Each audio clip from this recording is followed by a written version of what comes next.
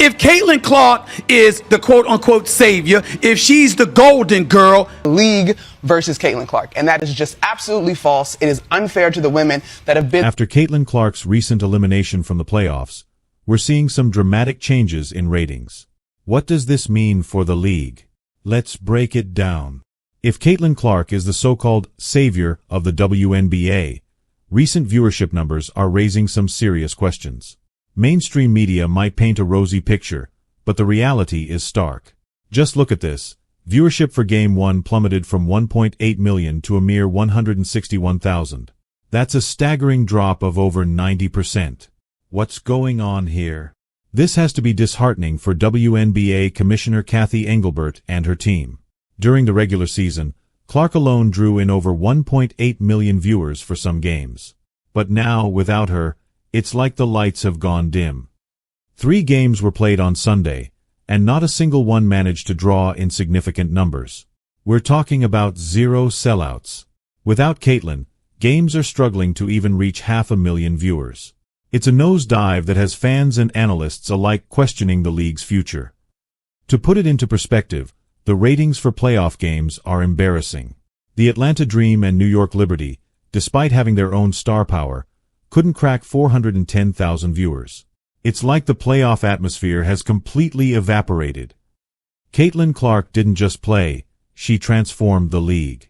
From skyrocketing merchandise sales to packed arenas, she turned the Indiana Fever from an afterthought into playoff contenders. Imagine going from unnoticed to must-watch overnight. Her impact was so significant that the Fever averaged over 17,000 fans per game at home, setting attendance records. She's more than just a player. She's become the face of women's basketball, attracting new fans who've never watched a WNBA game before. But here's the kicker. Without Clark, the WNBA faces a serious reality check. Ratings are dropping, attendance is dwindling, and there's a looming financial crisis. The league has been heavily dependent on her stardom, and now they're feeling the sting. Historically, the WNBA has lost about $10 million per season, and with the NBA contributing $200 million annually just to keep it afloat, the pressure is mounting. The league needs to innovate or risk being left behind. So, what's next for the WNBA? They need to rethink their marketing strategy and expand their horizons.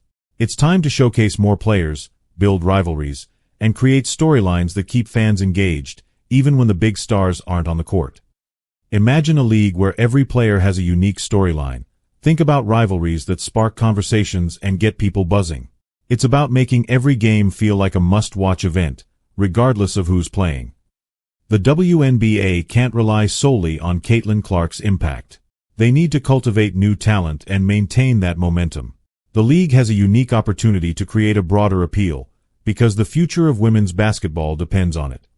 General Manager Lynn Dunn and Fever coach Christy Sides both see potential for growth with Clark leading the charge.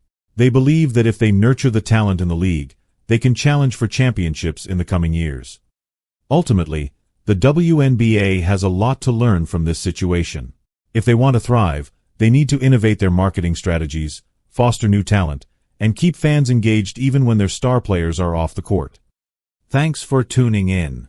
What do you think about the WNBA's future without Caitlin Clark? Drop your thoughts in the comments below, and don't forget to like, share, and subscribe for more sports content. Let's keep the conversation going. See you next time.